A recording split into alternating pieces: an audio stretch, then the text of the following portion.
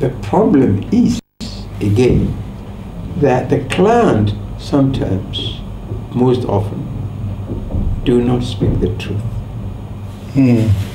So the lawyer goes to represent him. What you tell the lawyer is what the lawyer goes to say. So we have articulate way. You see, so it's not the lawyer who is lying. We are often asked this case that supposing you're a lawyer and somebody comes to you and he says, yes, I did it. Will you go to court and say he didn't do it? If you are worth your salt as a lawyer, you will tell him, you go to court and plead guilty. And if you don't agree, I'm sorry, I can't take your case and get somebody else. As I said earlier, there are lawyers who understand what being a lawyer means. Okay. And that's where the problem is. Perhaps there are some who do not catch up to that noble standard. But it does not mean that all lawyers do not understand the implications of what the ideal of justice is, which is why we have lawyers. So lawyers are not liars. Now, another issue is, you see, sometimes, especially in our type of countries, people really don't understand some of the issues which are involved. Again, I'm going to use my own experience. In the northern part in this country, and that's led to a very, very important principle in the administration of justice, that if a person is accused of murder, even if he says guilty, the judge has to put down not guilty for the case to be gone into, because you're dealing with the life of a fellow human being, and that's important. Now, because of language difficulties, a person accused of a crime, for example, is told, last Wednesday at such and such a time, you used your axe, you struck Mr. A, and he fell down dead. The man says, yes, I did it. The interpreter says, guilty. Now, the judge has to enter not guilty. If you go into the case, for example, you will find that there was provocation. You see, you give the person certain facts. On such and such a day, you're supposed to have taken your axe, you hit that man, and he died. These are the facts, basic facts. The man says, yes, I did it. That does not mean that he's guilty. You see, so you enter not guilty. Then you go into the facts. If you go into the facts, you may find, for example, that he did it in self-defense. If you go into the facts, you will find that there was provocation. There are certain incidents, but because he knows that, well, I hit him with a cutlass and he died, he says yes. You see? So these are some of the incidents you have to go to when you're sitting down there as a judge and listening to these things. It's very, very important that the average person understand some of these issues. Well, that's the conclusion, to say that lawyers are not liars, like some of us would have had in mind.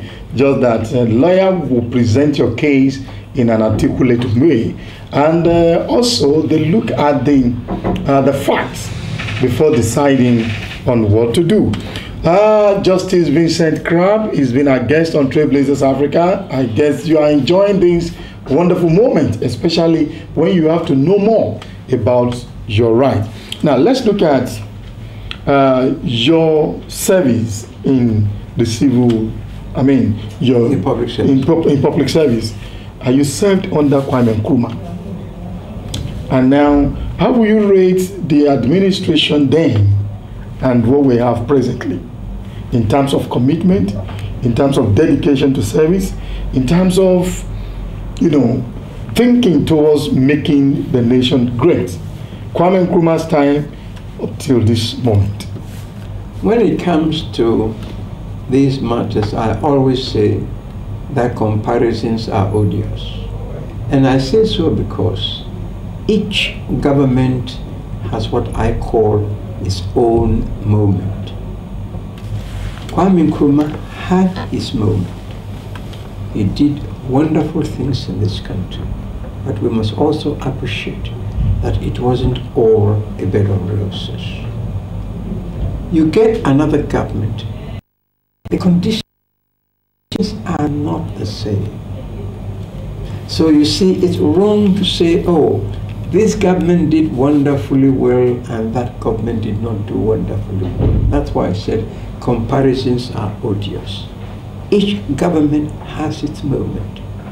Each government gets into power to solve the country's problems. So the person has to be judged, the government has to be judged by the measure by which it has been able to solve the problems which were there at the time you take over. And one situation is not the same as the other. At the moment, for example, you're having economic difficulties. At the time Nkrumah was in power, you did not have a financial crisis the world over. Now you have a financial crisis the world over. So it would be wrong to say that in Nkrumah's time he did this thing wonderfully, and at your time you're not able to do it. The circumstances are not the same. And as far as I'm concerned, the circumstances will not be the same. But I would judge each government that you went there to do something. How far were you able to solve the problems of the country? How about Nkrumah solved his problems at his time. Successive governments have sought to solve the problems at their time and as they existed. No government in power, to me, is a failure. Every government does something. They do good things, they do bad things, because they are human beings. They carry their faults as human beings with them into government. But let's look at the civil servants themselves. You've been there since 1954, up to date. In terms of commitment from the people themselves, not the government now, how would you rate it?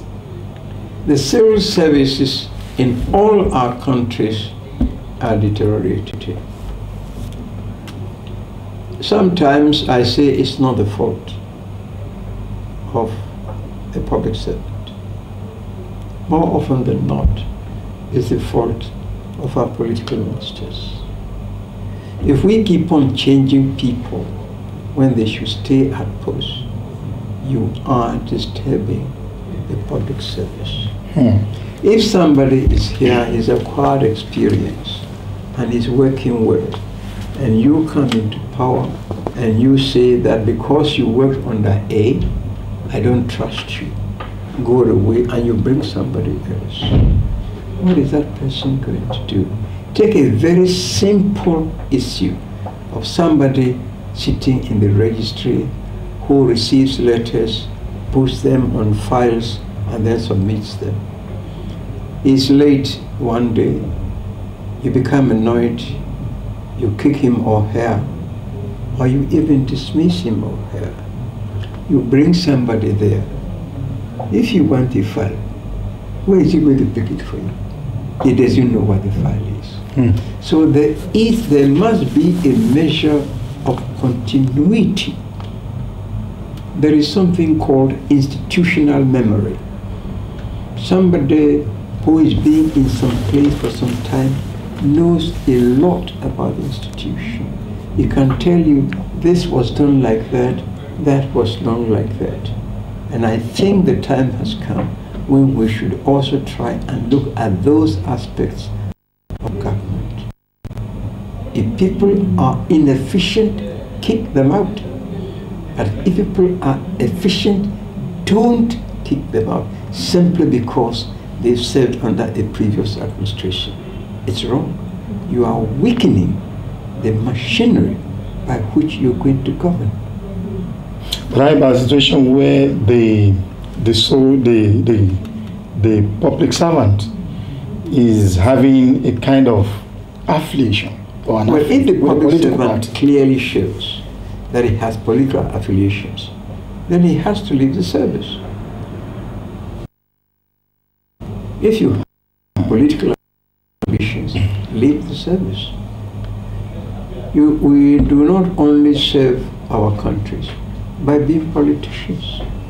And if you are in the public service and you want to be a politician, please walk out and let the person who wants to serve his country, not as a politician, but in that capacity, do the work. I was about asking you that since 1954 to date, you may have been offered some political offices, not as a civil servant. Have you ever been... I don't want to be a politician. I will never be a politician because I will work with politicians and I know how politicians are. I won't be in party politics. No. So they are so good that you don't want to join them? Or? It's not a question of they are so good or they are so bad. It's a question of my inclination. In my family, we have a record of public service. I want to keep to that. Sir, 86 years of age as a civil servant, how do the subordinates see you, the younger ones? Say, oh, Papa, 86 years, still in service. I think I'm very fortunate in that respect, in the sense that I'm giving great respect. That I will say it every day, every time. People give me respect. Apart from the fact that I'm older than most of them, they also consider, my experience and what I've gone through, and they do. Definitely. That I can say that people give me great respect and people listen to what I say. Yes, that's another area that I was about to touch. That very obvious that the Minister of Justice and the Attorney General will be maybe a child to you. The President is also younger. When they call you for a meeting and you put in your own idea, how do they value it? Well, you have to look at it this way, that if you are called in such situations, you are an advisor. And being an advisor, you have to lay everything, both sides of an issue, for example, and let the person you are advising take advice. You have to be very, very objective. Give the facts as you know them. Don't becloud the facts with your own personal opinions. It's wrong. If it's paid, it's paid. Don't say it's a digging instrument. Say what it is. And I can assure you that people in authority appreciate that thing. They want people who are honest, people with integrity to tell them, look, this is so and that is that. They are the people they want. And I can assure you that they appreciate people like that. We were just talking about politicians and people being in service. No government in power wants sycophants. Because they know that this person is saying what he's saying because of an advantage he's going to get. They appreciate people who are sincere, people who have integrity, and tell them what they think is, not what they want to hear. They appreciate it.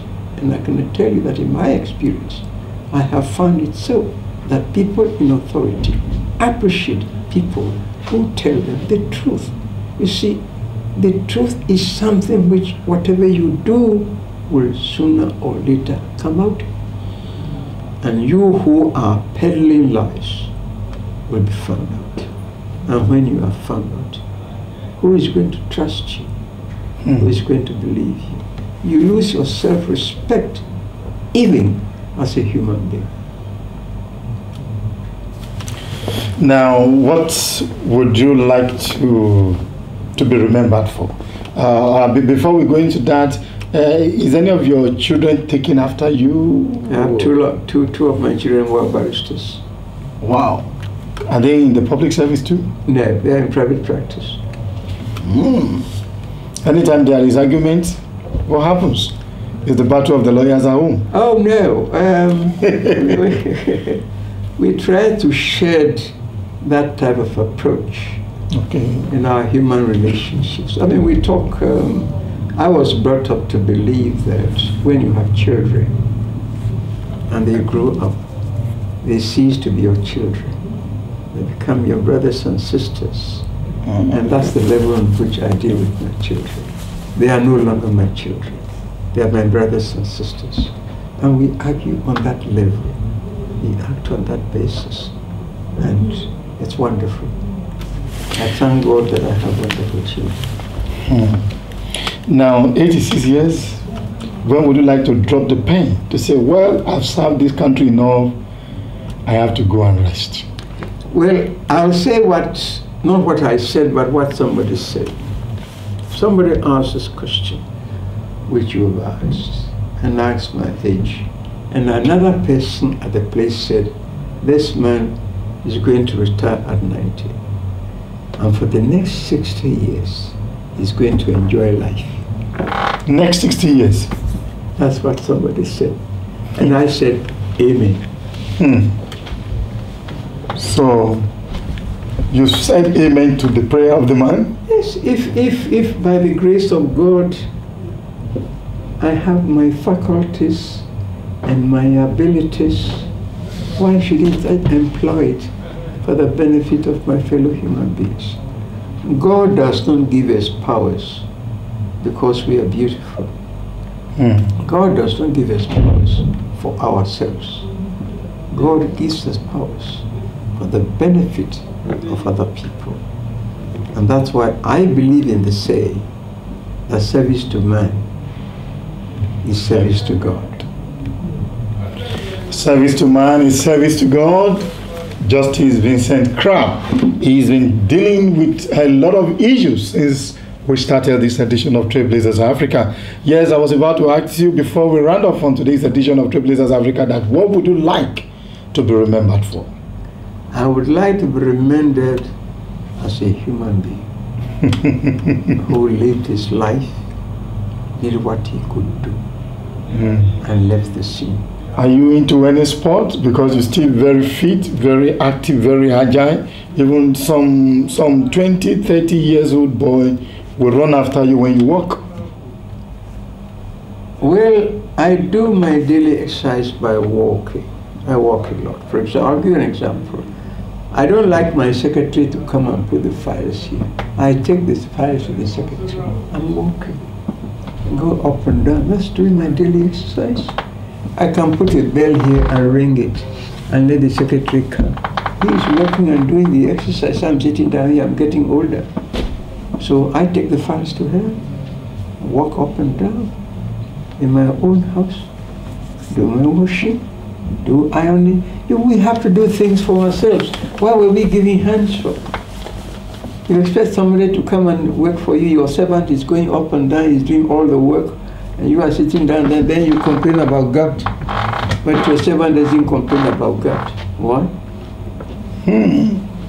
So it's not only by jogging, running up and down that you do exercise. You can do exercise. There's so many ways by which you can do exercise. So you still wash? You still iron your clothes? Of course. But there's people to do it for me, but I like to do it. And I do it. Well, I want to thank you very much for giving us the opportunity. In Nigeria, in Gabon, in Sierra Leone, other African countries, I doubt if there is anybody at 86 that is still in service, active service. Oh, I'm sure there are, but because you don't know, you haven't tried to find out in Nigeria. But we found you out. We'll try to find others out. Find out in Nigeria, find out in Sierra Leone, find out all the other places. And you find that there are people there who are very active. And I'm sure you are happy. In the service. Of course. That's one of the secrets of getting on, enjoying what you're doing. The benefit of other people, not for yourself. What makes you happy is enjoying what you are doing and making other people happy. Sir, I want to say a big thank you for allowing us to be part of your day this wonderful morning. Thank you also. It's a pleasure meeting you. It's a pleasure, sir. Well, the program is Trailblazers Africa. I've been speaking with Justice Vincent Crabb, 86 years old man, still in service. You saw the way he walked on the terrain and also opened the door. I mean, he goes to the secretary's office to pick his file. Oh, I think you see. All right, that is what we do here on Trailblazers Africa. We'll return again by the grace of God next Saturday. I've been working with Femi Akomolafe, I.D. Johnson, Wesley Brown, and a whole lot of other. And of course, Krista TV. We continue to win as many awards as possible. We are glad that we are award-winning television station. I'll see you again next week by the grace of God. Bye for now.